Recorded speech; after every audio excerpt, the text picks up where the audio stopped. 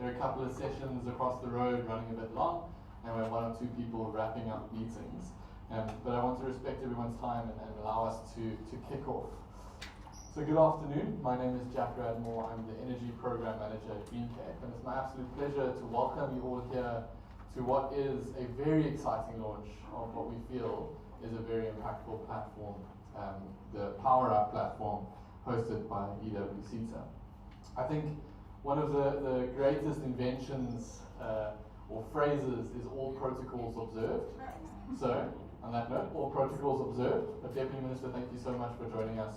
Really do appreciate your time being here, as well as the CEO from SETA, colleagues from the UK who are still in a couple of meetings, but really appreciate the support and work to be here.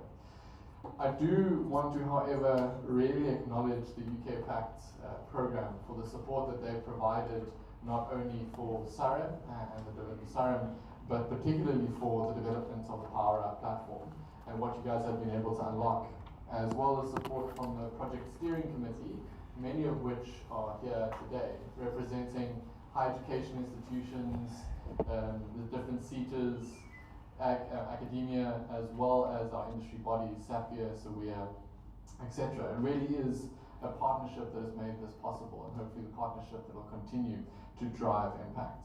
So we do have quite an exciting agenda for this afternoon, and we do have lots of space for networking, so please do make use of that opportunity. We're going to start with an opening address from the CEO of SETA, really speaking about bridging the skills gap. We're then going to move into a little bit of contextualizing from the Deputy Minister around SAREM and the role that PowerUp's playing in that. We're then going to go into the meat of the discussion, really looking at the PowerUp platform and understanding how it works and how it got here. And then we really are going to have a bit of space for networking, Q&A. Please do stick around and make the most of the space and the time together. We don't often get the opportunity to spend a bit of time chatting between the organizations in this room, so please do make the most of that. So without further ado, I'm going to hand over to Mpho, the CEO of SETA, to kick us off. Thank you very much.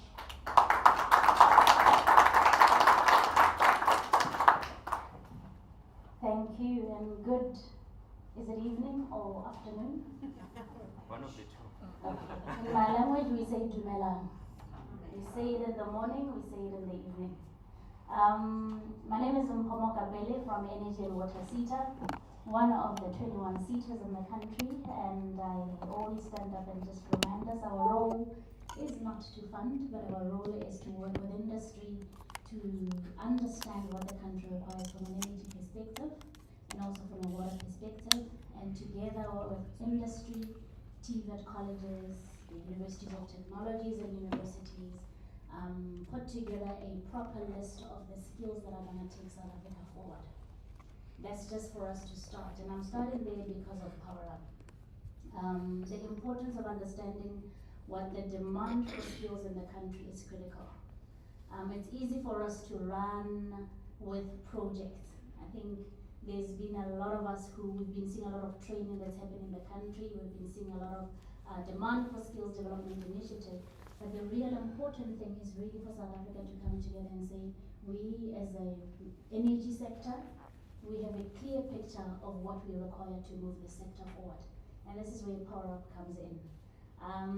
When did we start having conversations about PowerUp? Many years ago.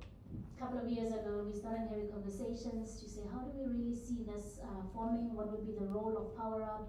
Is it a recruitment platform? Is it a platform to understand for young people to find jobs, or for universities to find, employers to find graduates?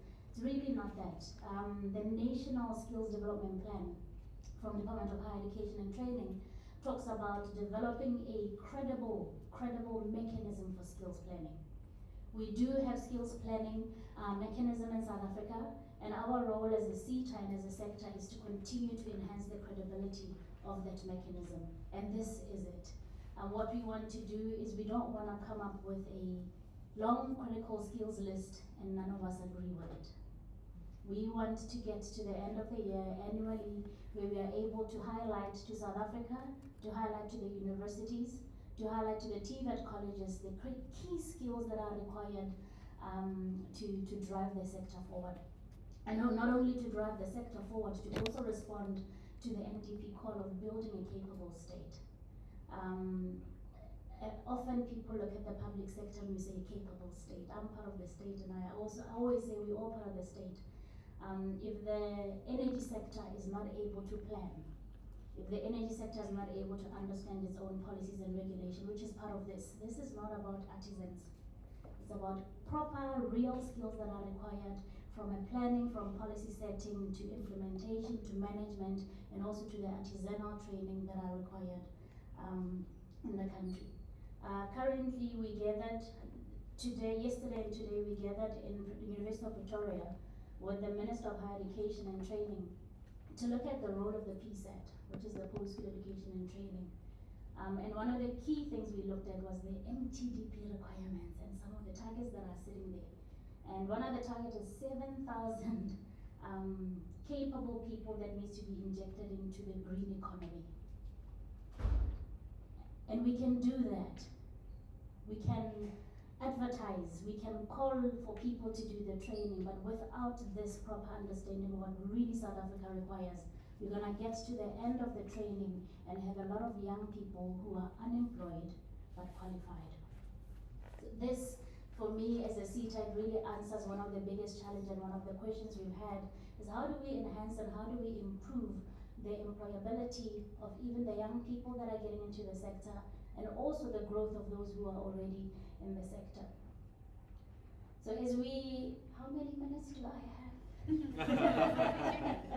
I've got 3 more minutes. So as I'm excited, I know it might not show, but I am excited. Just thinking about what can come from this. I always talk about 3 years in school, where you've spent 3 years as an artisan training, and to knock on someone's door and they tell you that you don't have the right skills. It's some of the things that we're experiencing. And this tool is to say, let's enhance these capabilities of these young people so that they get employed. One of the other things that I was thinking about PowerUp is that it's definitely not going to be only local skills, and I don't know how we're going to embed that. We've got am I creating a technical issue for the design of the program? It's definitely not only going to be local skills. I think Africa is big enough for our young people to also serve the rest of Africa. The world is transitioning, and therefore they will require the skills. So if South Africa, with the amount of sun, with the amount of wind, with the amount of water, if we move into the green hydrogen space, can produce quality people who are able to go and serve Japan and Australia, then we would have done our job very well. If Australia comes and knocks here and wants to absorb the quality of the skills that we've produced in our country, we know that we would have done our job. And Naeem, I'm not putting pressure on you. I'm not putting any pressure on you, but really I'm excited to see this. We have to see how we also embed some of the skills that are demanded beyond our borders. We do want to highlight the key thing that as a SETA, we saw very important in the last 3 years, which is partnerships and collaboration. We know that our role is to assist and produce a sector skills plan. We work with you as industry, but we realize that it's not our job to produce a sector skills plan, it's our job as a sector and as industry. So partnership has been key, and I'm also excited that this wasn't done by Green Cape alone. I'm excited that this was not done by UK Pact alone. I'm excited that EWCTA didn't take this and do it on their own, because we now take collective ownership. I look at the Savia, I look at Sawia, I look at it was Green Cape, DMRE that was involved in the process, I look at NACAM that was involved. So industry was involved in this so that tomorrow we don't have a system, or we don't have a platform that not all of us are not on board with. So I'm really excited. It's went live yesterday. Is it yesterday? Today. Oh, today. You see, yeah, I'm misinformed. See, that's my excitement. It went live today, and I'm urging industry to really let's try it. Let's give it a try. PSET, TVETs, I saw some TVETs are here. TVET, let's really use this tool so that we also enhance the quality of what sits in your TVET colleges. We know that there has been certain concerns. We know that we've been working together with the TVET sector to say how do we enhance the capabilities of the TVET. EWCETA has been focused on TVET lecturer capacitation. We've also focused on ensuring that we partner with industry to provide infrastructure in TVET, because someone made an example yesterday and says some people are still training using the old engine for cars. I don't know which engine that is. No, not engine, they said a carburetor. I don't know what a carburetor is. But someone mentioned, he says, some people are still studying on how to work on a carburetor, and no car has a carburetor today. And we don't want to end up with that. So these are some of the key things that are going to come from this platform. Real-time demand that allows us to be flexible. From a SETA, our commitment is that we are going to listen to industry. Skills development cannot not be demand-led, or else you're wasting time. And therefore, we're going to listen to industry, we're going to work with TVET. We know that our systems aren't flexible and not fast enough. There are SETA people in the room, and we are pledging and we say we will look into how do we flex our systems, how do we also relax without compromising, so that we are able to be agile and be able to be responsive to what the sector requires. I'm excited. I will go on there and I will put in the skills that I think I need and see where it ends up as a test. I'll follow it up and to see where the skills ends up. And Minister, our Deputy Minister, we really appreciate your presence. This is for the sector. This is important that we cannot have a sector that functions without the South African people being involved in that sector. We need to get to the point where South Africa leads in the energy sector. Whether it's renewable energy, whether it's in the other spaces, we need to lead as the people of South Africa, and we trust and we thank you for your presence, that you will call us when we are swaying out of line, but that at the end of the day we will reach all our objectives. Let me look at my notes before my team gets to me. They said as a final message, I must just reflect that the future of energy is going to depend on us. The future of energy is also sitting in the young people who have no idea what green hydrogen is today. It sits in the young people's hands who have never seen a solar panel. But the reality is that we're going to depend on them to keep the lights on. And we thank you for coming to the party. We thank the partners. We thank you, Cape Act. We thank Green Cape. We thank you for all the trips that you took down to South Africa in Joburg to come and work on this platform. And I'm really hoping for the platform to really achieve its objective. Thank you very much.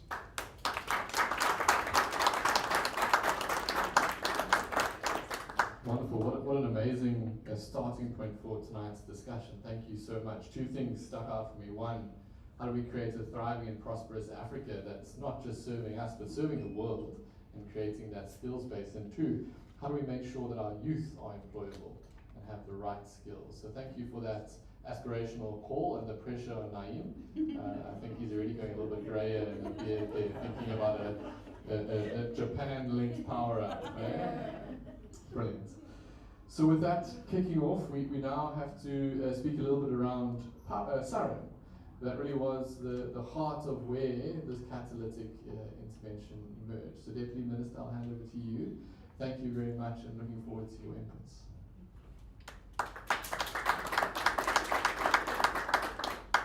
Thank you so much, Jack, and thank you everybody, and it's lovely to see you all here tonight. I remember several years ago, well, quite a long time ago, when the skills development levy was introduced and companies were forced to pay a portion of their monies across to that. And we watched these SETAs that have done not a huge amount, but I'm sure all of you can agree that the money that we are paying across now is very well spent in the energy and water SETA. And Mpho, thank you for your vision and for the work that you and your team have done in aligning the skills that we need with what industry is looking at. So what a privilege it is to follow after Mpho, to tell you a little bit about SARIM. I think it's interesting to note, and I was saying today, that the International Energy Agency's Electricity 2024 forecast says that renewable energy could exceed coal as a primary source of energy by this year, accounting for 1/3 of the world's total electricity generation. So renewable energy is not going anywhere. And we have an entirely new horizon that we are focusing on, and it's absolutely critical that we are able to meet the needs of that industry. So when I arrived in office, there was an outstanding document called SARAM that had already been developed.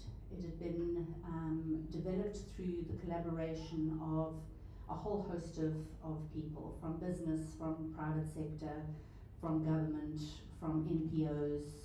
I'm seeing some of the people here tonight that were very instrumental in developing SARAM. So I have the privilege of inheriting an outstanding document that shows what is possible when everybody believes in the same purpose. Everybody comes together with the singular goal of making things right in our country, and ensuring that we have an industrialization plan that will speak to not only the needs of the renewable energy market, but also to the needs of our country in terms of growing our economy and job creation, which is absolutely fundamental to the survival of South Africa.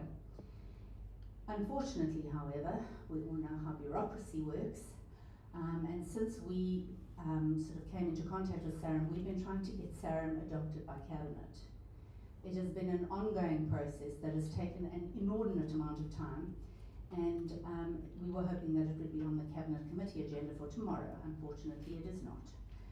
However, we have raised it with the Minister to say that it's unacceptable, so I just want you all to know that it is receiving attention, and we are hopeful that the week after next it will serve on the Cabinet Committee agenda, and then the following week in Cabinet to be adopted. This really just needs to be noted. So goodness knows why there's been such a delay in it. We do think that there are political agendas at play, but we're not saying that. It's off the record. No, that.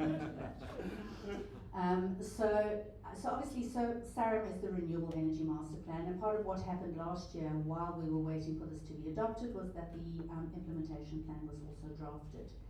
And then we met for the first time, I think in 2 years, the Oversight Committee met, and we discussed how the implementation would work. And for those who don't understand the context of SARAM, SARAM is not just about renewable energy, but it's about creating industry around renewable energy. And obviously we know as a country that we can't compete fully with the likes of China on things like solar panels, but there are myriad components that go into the renewable energy space that we can become experts in developing, manufacturing, creating. We have all the minerals that we need to be part of the ecosystem that goes into the renewable energy space, and we're not beneficiating that here. We're sending it overseas. We're allowing other countries to dominate that sphere, and it's time that we bring that back to South Africa and we start owning our place. I think it's also important to look at SARAM in the context of this year's G20. As many of you know, we're hosting the G20. We're the only African country that is represented on G20. So as a nation, we've taken it upon ourselves to ensure that this is not just a South African G20, it's an African G20. As I'm sure most of you know, 600 million people in Africa do not have access to electricity. So the African Development Bank have recently launched a thing called Mission 300, with a view to providing electrification to 300 million people by 2030. I mean, it's a monumental task, but it creates such an incredible opportunity for South Africa because we are in the position to leverage what we have and develop the rest of Africa along with the development of our own systems here. So SARAM is exactly what we need when we need it, and it's time for us to embrace that. And part of that is going to be finding skills that can feed into the industrialization process. We are doing a lot of work with municipalities, and every municipality we visit, one of the biggest obstacles they have to actually providing a proper electricity business is a lack of skills. We've subsequently found that in Limpopo, as an example, there's not a single electrical engineer employed at a municipality in Limpopo. Municipalities run parts of the grid, and yet they're being run by electricians who are underqualified to actually do the work. So just on a municipal sphere, we need a huge amount of support and skills development. But certainly with the IPPs that we've engaged with, and we've done that with the help of Green Cape, we've had very good engagements with the IPPs. One of the things that has come to the fore a lot is the lack of skills. And that's not just within the renewable energy sector, it's in manufacturing, it's in construction. They're finding that they're battling to find the right sort of skill set in civils. So there's a massive dearth of skills in this country that we can now build on and we can develop. And Paul, I'm going to step on toes as well and say that I agree we need to bring in international partners into this as well. It can't just be a South African skills development model. We have to use what we can. We've got partners all over the world that are keen to support us and help us and capacitate our people. And we can use PowerUp to match those people with the skill set that they need. So I'm very excited that despite the fact that we haven't actually got cabinet approval, we are going ahead anyway with SARM. So, and this is obviously part of the master plan, is that we will provide the skill set. We're also finding that we're engaging with companies that are developing skills laboratories and skills development programs. And I'm hopeful that PowerUp will be able to become a central repository for that information. So where a company has set up a skills development facility in Mpumalanga, that they will be able to feed into the PowerUp system so that we're not recreating models of the same thing all over the country. It doesn't make sense. So the idea then would be to create the centralized focus on the skills development within the renewable energy sector through the PowerUp platform. And I was taken through it today at the stand, so it's very, very impressive, very user-friendly, and I have no doubt that once it's rolled out both to the industry and to the higher education facilities, that it will be really effective. I'm also happy to note that the TVETs are the main focus of this. I live in a small town in the Eastern Cape called Graafrenet, and we have a TVET college there, and their main skill sets that they do are human resources, office management and security. We don't have any major companies in Graafrenet. We have very little crime, and we have very few offices. So we're training people for jobs they'll never have, and it doesn't make sense. Whereas in Graafrenet, in the area around Graafrenet, we've got wind farms going up, we've got solar farms going up, we've got battery storage coming into town. We could be creating skills that are homegrown in our town to work within our town. And this is hopefully what PowerUp is going to allow us to do, and SARM is going to allow us to create businesses in those areas where the people are based, so that we can ensure that people are getting jobs where they live, and that they can then be employable where they live, and they don't have to move out of their areas, and we don't have this urban drift and we're losing skills where we need them. So I'm absolutely thrilled at the fact that we could be part of this launch tonight. Thank you very much for inviting me.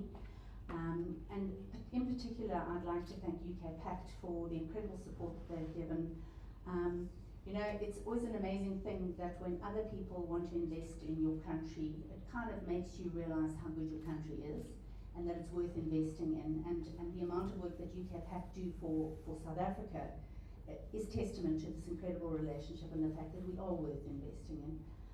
To the EW SETA, Paul, you and your team, amazing work, and we are fully behind you, and we will certainly be promoting PowerUp at every opportunity to make sure that it is rolled out and people are aware of it, because I think often we fail to communicate as government, although you wouldn't know that by hearing how much I talk. Just saying. So, and then finally, Green Cape. The work that Green Cape do is just phenomenal. Certainly since I came into office 8 months ago, I cannot begin to explain the level of support that we've had from Green Cape, the amount of passion they have for what they do, the incredible people that work in this organisation.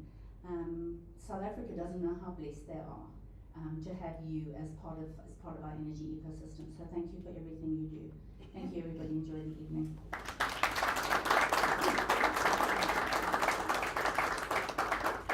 Thank you so much, Deputy Minister. I hope you won't mind me sharing a small anecdote. So Deputy Minister has 2 dogs, Harry and Jack.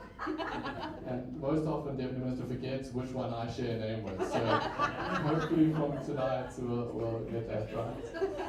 But on a serious note, I think again you've highlighted the opportunities that sit before us to drive this space and make sure people are employable and have that opportunity to really find jobs on the back of this growing industry. And I like the call to action that this is about manufacturing, but it has a wider opportunity. Municipal skills requirement, we're building transmission infrastructure, high voltage engineers, real high level skills requirements that can be unlocked in this space. So thank you so much for landing us in that context. We're going to head into the meat of the presentation now to really go through what this platform looks like, run us through how we got here. So I'm going to hand over to the real brains that has driven this from Green Cape Side, Naeem. Flown in all the way from Australia to be here today. So thank you so much for your commitment and passion for driving this and for helping us navigate some ups and downs throughout the world. So I am to Naeem.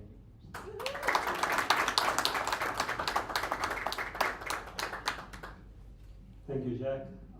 Thank you, everyone. PowerUp is something quite unique within the global context. I work on renewable energy projects in Australia, in the UK, in New Zealand, US, and none of their renewable energy ecosystems have something like this. So this is real innovation, and definitely need to thank everyone involved, including UK, etc. So when I had a slot today, I was thinking, what am I going to present? Should I go into the nuts and bolts of the system and do a demo? Should I stress on what is PowerUp? What are the objectives? But I think SETA put a fantastic brochure together that basically looks at that. So I thought about showing you the behind the scenes of where we started. About 2.5 years ago, that's when we started talking about it. So this is where we started, and the road that we've traveled to get where we are today. So I think I've got about 10, 12 minutes. If I work through everything. Oh, I've got a mic. Okay, so where was the need identified? So again, thanks to Serum, this was a report Lauren and I did back in April 2022. It's a 165-page report, but it was awesome work. It was work that was funded by DSI under Serum, under the building the capacity pillar. And what we did in this, we interviewed around 60 to 65 companies operating in the renewable energy space. From your developers to your IVPs, to your OEMs, to your CNI, to transmission and distribution, etc. And together with that, we interviewed around 15 universities and TVETs. And the recommendation that stuck out for us most was this one that I've quoted there. A misalignment between industry and academia from both perspectives. It's almost a chasm, it's almost a chasm that basically exists. And it's some of the issues that we are seeing in terms of companies employing graduates, but they do not have the right types of skills and competencies. So when we saw this, and when the UK PAC came along, in terms of us scoping a skills project, we thought this is the opportunity. Let us scope something and take it from there. Just high level, this is how I like putting the purpose and objectives of PowerUp. It's a central online platform. It's almost a skills facilitation type of a hub. That's what it is. It serves 6 objectives. And the objectives are there. You should have come across it. But the one I want to highlight is the second last one, which is the creating an opportunity for students to obtain workplace training. And this is something I want to. This objectives we as the steering committee never had. But in an early session, in terms of testing the concept of PowerUp with the University of Johannesburg, they came up with this idea. They said, can PowerUp not do something for us as universities? One of our biggest pain points. And we said, what is it? And they said that we have students that do all the qualifications in classrooms, but to complete the qualifications, they need to have some workplace training. And it's so difficult for us to find companies that will take them on for a couple of months to complete their qualification. And at that stage, we basically put in this functionality into the PowerUp platform, because PowerUp platform will have under the SEVIA association, they would have up to 300 to 400 even more companies. So it's an amazing database of companies that universities and TVETs can basically communicate with, on the on the platform to get their students, workplace training to complete their qualifications. They basically needed a framework, to basically to kind of deliver on it, and this is something Lauren and I kind of worked at. I think it was at the Mopar Holiday Inns, hey Lauren? Yeah, we were sitting by the pool, and we worked out a page, and we said, Lauren, what does the framework look like? And we came up with three different levels of engagement models, right? With the ultimate being, the PowerUp platform. And these engagement models kind of linked universities, TVETs with industry. It started with individual brokerage. We took about 4 occupational roles. We focused on Mpumalanga. We worked with Nkangala TVET College, and I must say, Cyril is here today. Cyril, thanks for coming all the way from Mpumalanga.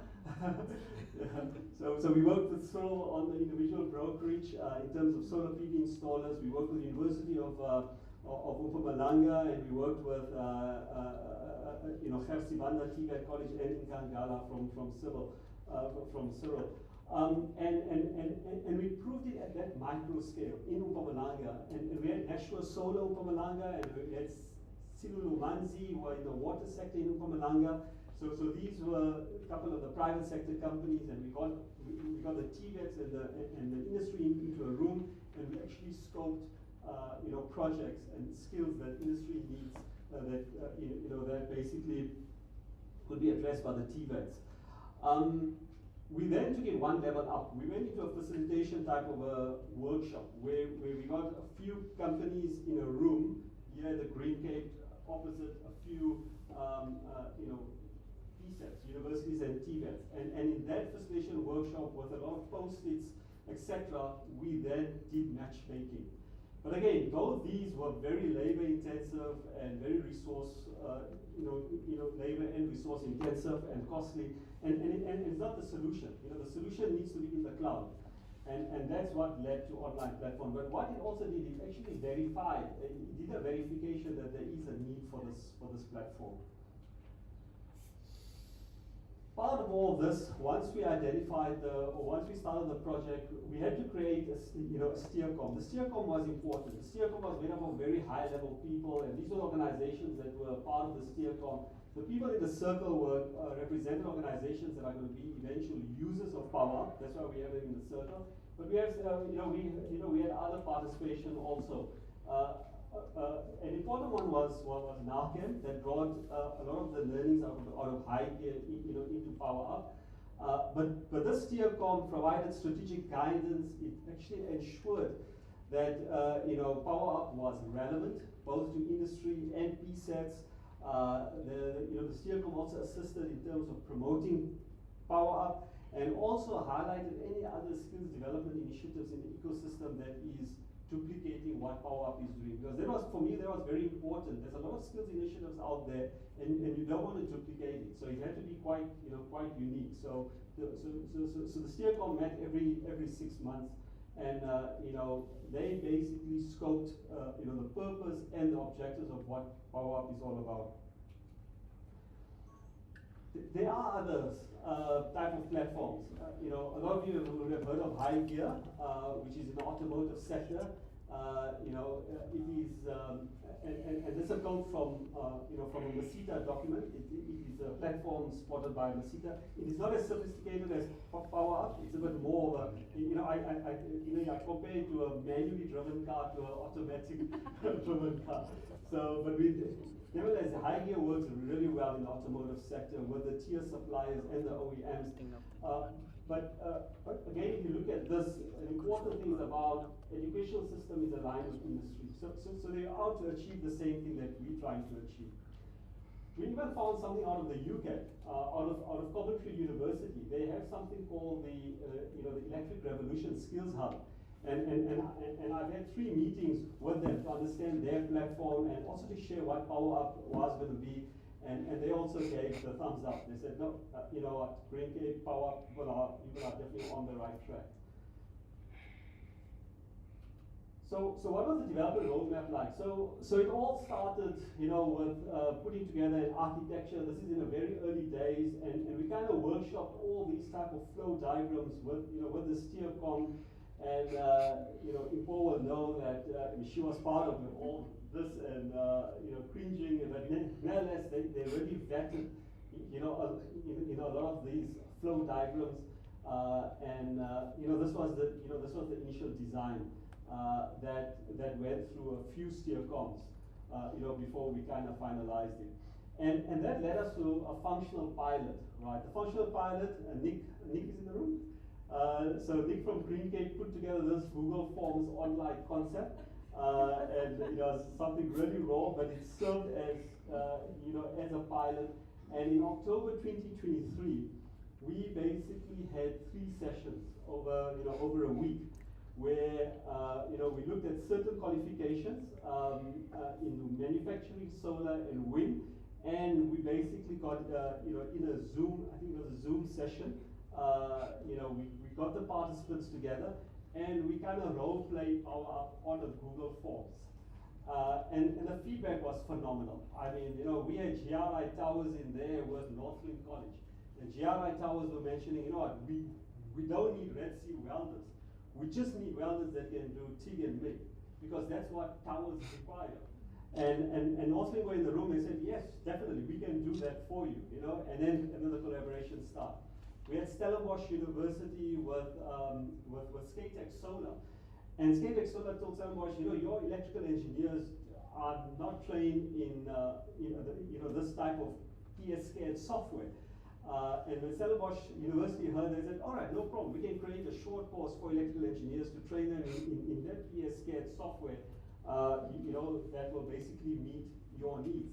So that was some of the very encouraging feedback. Also, we had 2 very senior HR managers from the big IPPs. We had Laura James from Global Lac and Lindsay Burgess from Mainstream Renewables. And as HR managers for big IPPs, they loved what they saw on the Google platform. Simple, easy to use. Industry doesn't have a lot of time to sit and communicate. So the platforms suited them well. Once we got that verification from this focus group sessions, we went into a very detailed functional design. This is a spreadsheet that is made up of something like 25 to 26 tabs. And in here we almost built, it was myself and an engineer here at Green Cape, the 2 of us, we basically built the whole PowerUp, in terms of how it looks. So this is your intellectual property. If there's anything you need to patent this spreadsheet. And for all those fancy things you want to be added, I'm going to go back to the spreadsheet. Once we got a spreadsheet, then we got we appointed CodeBo, and I'm glad all the CodeBo guys are here. Andrew and your team, thanks for coming. And then they wanted something to work on, and then we summarized the spreadsheet in these type of flows. This is the various permutations in terms of the sequencing. When a company enters, these are the these are the roadmaps, where they go. And working with the developers at CodeBo, we looked at this and we made sure that, how the software is coded basically conforms to this. So we spent many hours, comparing this process flow to the actual software. So that was for the company, this was for the industry, for the institution, and this was for the system operator. Then the pilot, the MVP was ready towards the end of October last year. We started November. We went out and we invited a few industry companies and universities and TVETs. At the end of the day, we got 8 industry companies and we got 10 universities and TVETs, and they then used the first minimum viable product, of the platform.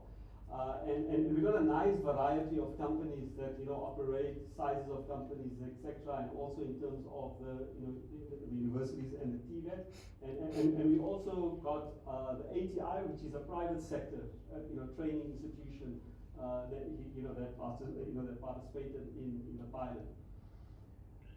Workflow scenarios, this is what the pilot tested.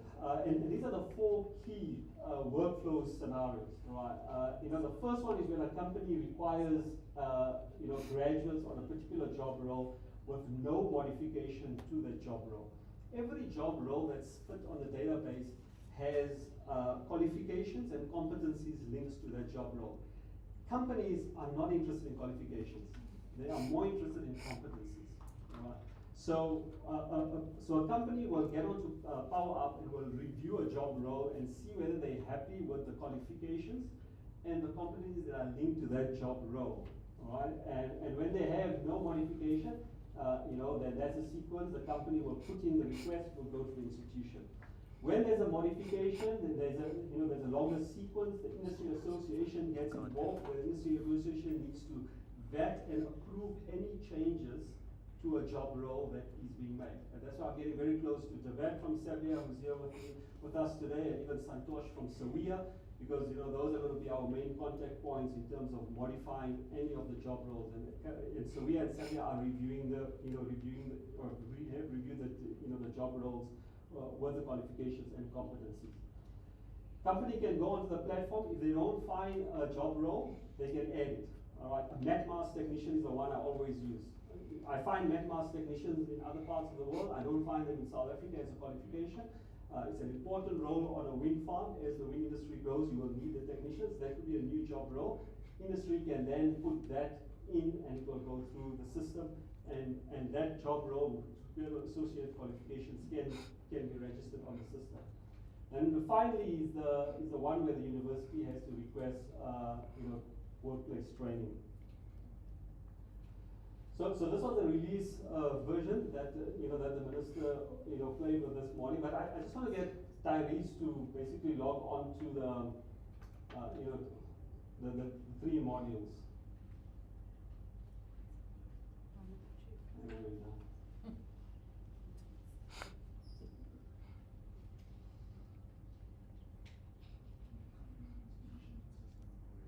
The company one, just give me a 3 tabs on.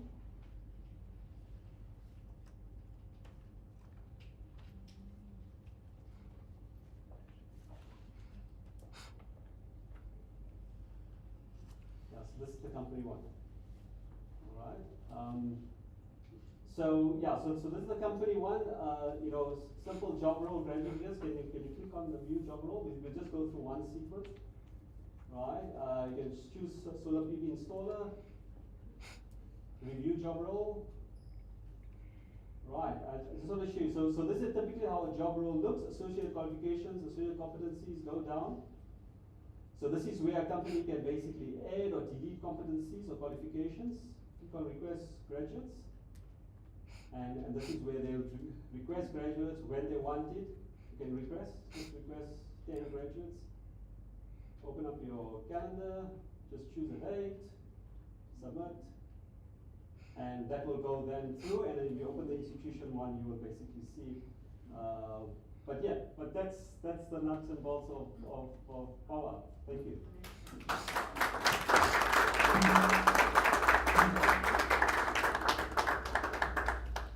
What an unbelievable journey it's been over 2 years, from those very first Google Forms and spreadsheets and drawings, to poolside conversations, to a live platform where we've just watched a job role be submitted and it's live on the platform. So, Naeem, again, maybe another round of applause for the team.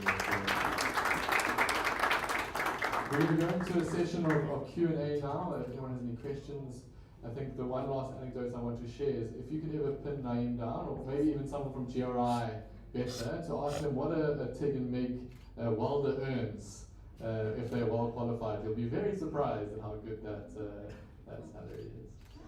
Brilliant. So maybe just opening up the floor for questions, any points of clarity, or anything that you'd like to know about the PowerUp platform.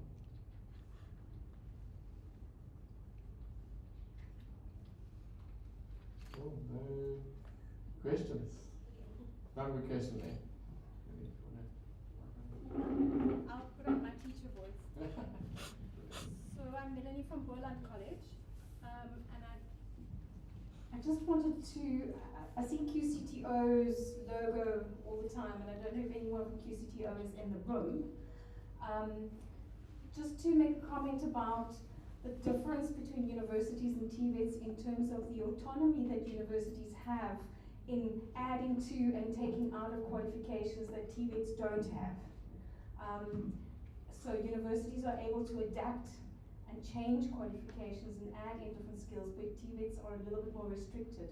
So I just wanted to know from the QCTO, perhaps if they are in the room, how do we then take the new OC qualifications in PVC and in electrician, etc., and those have just been developed to replace the old N1, 2, and 3 that's phased out, and how are those skills being incorporated into the new qualifications? Okay, no, thanks for that question. So Safiso from QCTO is not here, but he's part of our steering committee. It was John April before then as part of the executive office of the QCTO. So PowerUp in the back end has the SAQA list of qualifications, all right? And any new qualifications that is created, can be a skills program, can be an occupational certificate, etc. That needs to be registered through through the SAQA system, all right? And once that is registered, then the SAQA list gets updated. And the SAQA list, links to PowerUp. So as soon as that SAQA list is updated, QCTO or the Council of Higher Education, the university, will inform us. Both of them are part of the steering committee that meets every 6 months. They will let us know when that list is updated. It is a version control list and it's downloadable from their website, so we know when that list gets updated, and then we will then put it via an API back into PowerUp, and those qualifications will then be reflected in the database. Can I just attempt that from a QCTO perspective? Maybe at a TVET level. One of the things that QCTO has been allowing is the allowing for skills programs, because the reality is that we know the time it takes to develop a full qualification. So what we've been doing from a SETA for the Energy Center specifically is identify some of the competencies and the skills that are required and not wait for a full qualification, but register a skills program such as an energy performance certificate and allow TVET colleges to be accredited to provide such.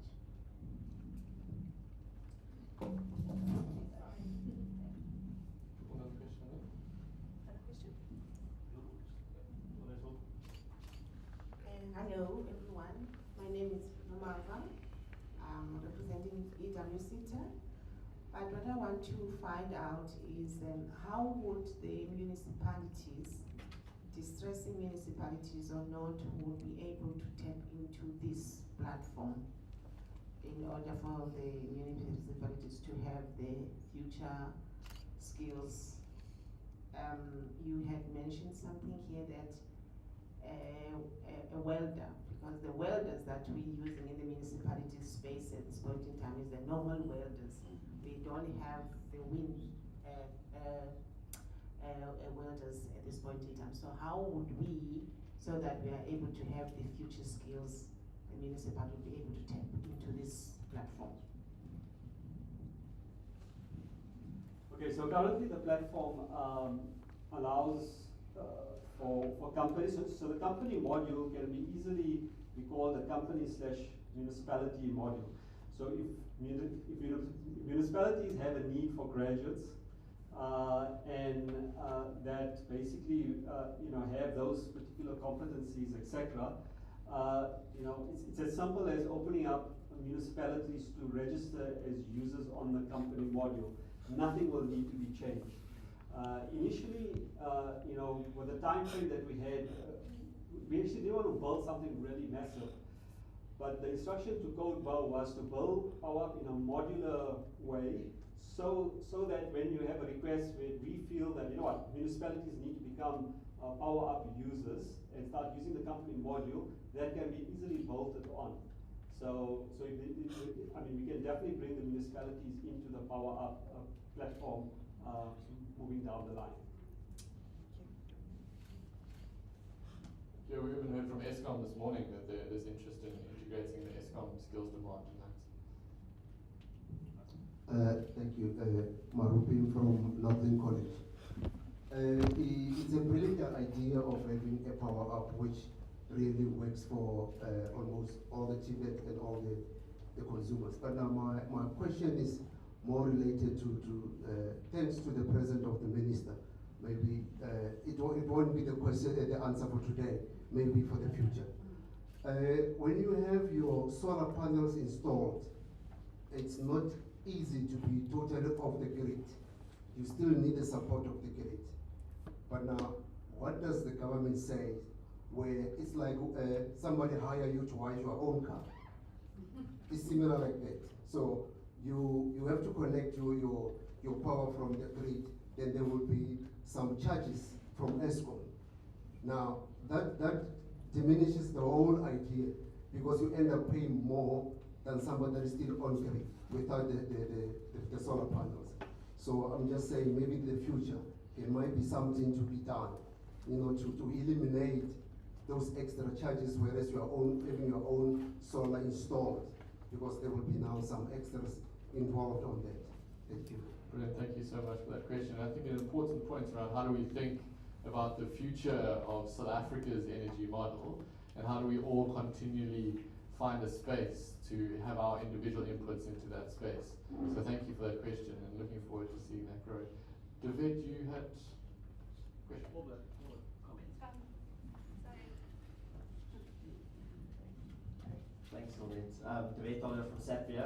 So I've been involved on the steering committee as part of the SAPIA team for nearly 2 years now. And as SAPIA, and I speak on behalf of the rich cousins who are here as well, we are really excited to have this platform go live. We often get the same feedback.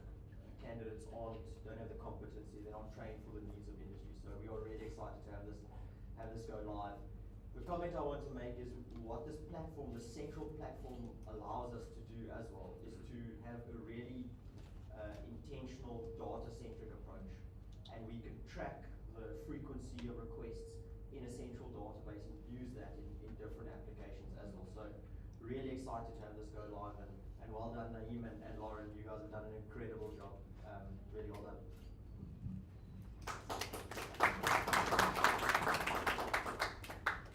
Do we have any more questions? Otherwise, we can move towards our closing remarks. Brilliant. Maybe one more round of applause for Naeem. So I think our timing has worked out quite nicely. I see Chris and the team have snuck in at the back there. So I'm going to welcome up Chris Taylor, the JP envoy from SEDO, to give our closing remarks, just as you guys have wrapped up your meeting. So it's you. Thank you very much. Yeah, just say that we're delighted that the UK's funded development of the PowerUp platform. The ability to connect post-school education and training with institutions and green industries is really important. I think this is where you really see some of the benefits of the green transition, when you really see how it can impact people's lives, the impact it can have on sort of jobs and livelihoods. You can really see that tangible impact. In the UK, we released figures last week that showed last year the sector grew an extra 10% in terms of jobs, so 950,000 people in the net zero economy, and those jobs actually pay 15% more than the average in the UK. So it's quite often being young people, these jobs are actually good, well-paid jobs, and it shows those opportunities are out there and available in the transition, and it's about the mechanisms that can help realise that potential. So it's great there's a platform that can help deliver that. So it really enables those sort of institutions to sort of connect the graduates, the skills. That's just it's a really valuable thing that shows that you can have the mechanisms that enable this to work effectively. We spoke with Mr. Graham earlier, and it was a very good meeting, and I was delighted to hear about how this is going to feature prominently as part of the South African Renewables Energy Master Plan, and it shows how it can get sort of integrated into those structures, which I think is really valuable. It's just part of our wider engagement we're trying to do as part of sort of standing shoulder to shoulder with South Africa as it takes part in its just energy transition. We know these transitions are hard work, and it requires that sort of commitment and ongoing efforts, and we've sort of learned things through bumps and opportunities and things in the UK, and we're sort of keen to stand with South Africa as part of that through that as we go forward. So we wish the Energy and Water sector all the very best as it embarks on this platform going forward. There's lots of valuable work here. We hope it goes from strength to strength in the next phase and helps support the development of South African renewable industry as it goes forward. So yeah, very happy to support and all the very best for the future. And hope everyone enjoys the reception afterwards.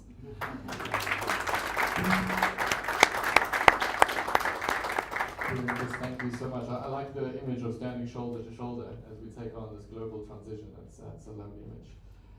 We've heard a lot about UK PAC tonight, and the amazing support that they've provided not only to SAREM but to PowerUp as well. So I think I'm going to give the final words to Nikki Fonke, the country lead from the British High Commission UK and South Africa. So Nikki, over to you.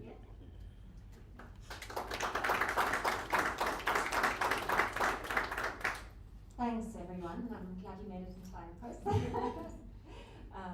Really good timing. So good evening ladies and gentlemen, I'm Nikki, I head UK Pact at the British High Commission in Pretoria. And as head of UK Pact in South Africa, I'm really pleased and proud to be here at the launch of this really innovative, important, impactful platform. I think as we've heard repeatedly tonight, as South Africa brings online more and more renewable energy, and as we see exciting career opportunities emerge within the renewable energy sector, it becomes increasingly important to produce graduates with the right kinds of skills so that they are able to hit the ground running once they enter employment. So I think that's really just crucial. It's critical. We've heard repeatedly, how important that is, and this is exactly, I think, as we've heard as well, what this platform tries to achieve. What I also really enjoyed, Naeem, from you, where's Naeem now? Thank you. The other day when you took us through the demo of the platform, and also what we heard again tonight is how this is so much so evidence-based, based in evidence. So this is really organically kind of evolved out of a need, as you and Lauren first identified.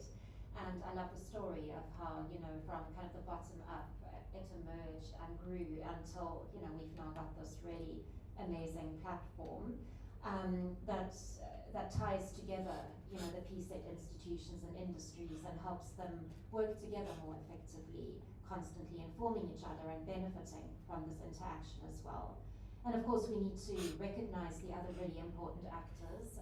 Jackie also mentioned, the ecosystem, that it's not, you also said it's not just, EWC, it's not just Green Cape. It's really everyone working together, government, SETAs, industry associations, funders, not-for-profit. So that's really amazing, and we look forward to seeing this go from strength to strength, to monitoring the progress, and to keep an eye on future successes. So thank you so much, and enjoy the rest of the evening. Thank you. Thank you so much. So that brings us to the end of our formal proceedings. Please feel free, there's still some snacks and drinks available at the back. Please continue to stay around, network, use the opportunity to engage. And once again, thank you so much for joining us for the launch of PowerUp. Thank you.